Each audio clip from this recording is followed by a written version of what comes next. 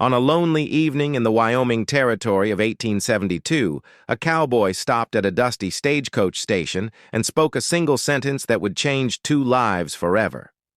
The young woman standing there had lost her fiancé, her future, and almost her hope. But when the cowboy said, "You're too beautiful to be alone," she answered with words he never expected. "Then choose me." What followed became a touching frontier love story filled with courage, kindness, and a second chance at happiness.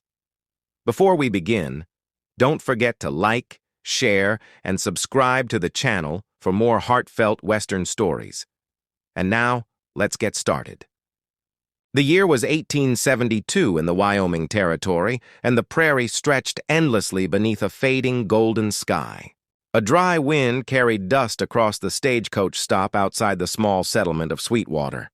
Cowboys, traders, and travelers came and went, but one figure remained standing beside the water trough. A young woman in a faded blue dress, clutching a worn leather satchel close to her chest. Eli Mercer guided his chestnut horse toward the trough and slowed when he noticed her. She was not dressed like a frontier woman accustomed to ranch work. Her gloves were neat, though worn thin, and her dark hair had been carefully pinned despite the wind. Something about her seemed out of place, like a flower growing alone in the desert. Eli tipped his hat politely. "Ma'am, you're too beautiful to be standing here by yourself." The woman lowered her eyes, and a blush rose softly across her cheeks. For a moment she said nothing. Then, almost in a whisper, she replied, "Then choose me." The words caught Eli completely off guard. He dismounted slowly, uncertain whether he had heard her correctly. She looked embarrassed and turned toward the stagecoach road. "My name is Clara Bennett," she said. "I didn't mean to sound bold. It's just, I've been standing here all afternoon and no one has spoken to me except to ask if I needed directions." Eli leaned against the hitching post. "Directions to where?" "Anywhere but here," she answered with a sad smile. As the sun dipped lower, Clara explained that she had come west a year earlier to marry a young cattleman named Thomas Reed. Before the wedding could take place, Thomas had been killed during a storm while driving cattle across the mountains. With no family in Wyoming and little money left, Clara had taken work teaching children in a nearby settlement. Now the school had closed for the winter, and she was preparing to board the eastbound coach the next morning. "I thought the frontier might become my home," she admitted, "but I suppose some places aren't meant for a woman alone." Eli studied her quietly. He had spent most of his life on the range and had seen plenty of hardship, yet there was a courage in Clara's voice that impressed him. She had crossed half a continent chasing a dream, only to lose everything. The wind rattled the wooden sign above the station. Eli glanced toward the distant mountains, then back at Clara. "A woman with that much courage deserves better than a lonely coach ride," he said. "If you don't mind the company of a cowboy, I'd be honored to buy you supper tonight." Clara hesitated only a moment before nodding. Eli helped her onto his horse, and together they rode toward his small ranch beside the Sweetwater River.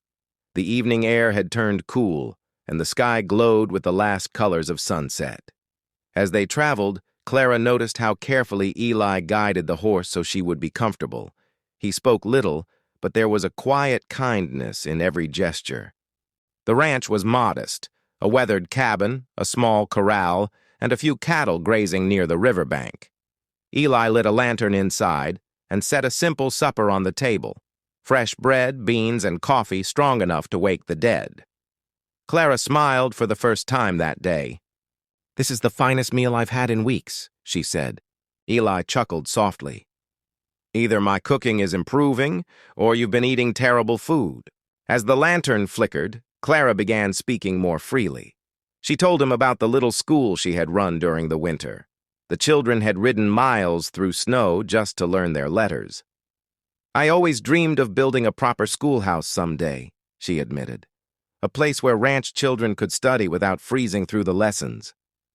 Eli listened quietly, admiring the warmth in her voice whenever she spoke of the children. When she finished, he leaned back in his chair. "My mother taught school before she married my father," he said.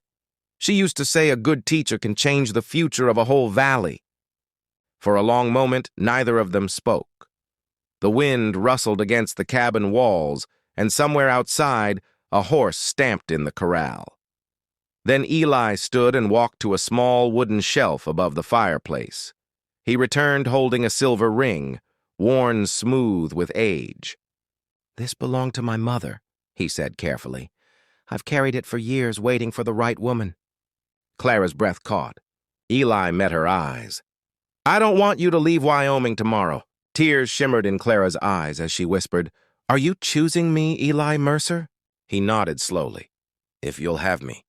Clara slipped the ring onto her finger, and a smile spread across her face brighter than the lantern light.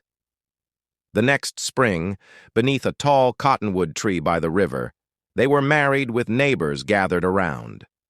Together they built the schoolhouse Clara had always dreamed of, and the people of Sweetwater often said the happiest day in the territory began when a cowboy told a lonely woman she was too beautiful to be alone.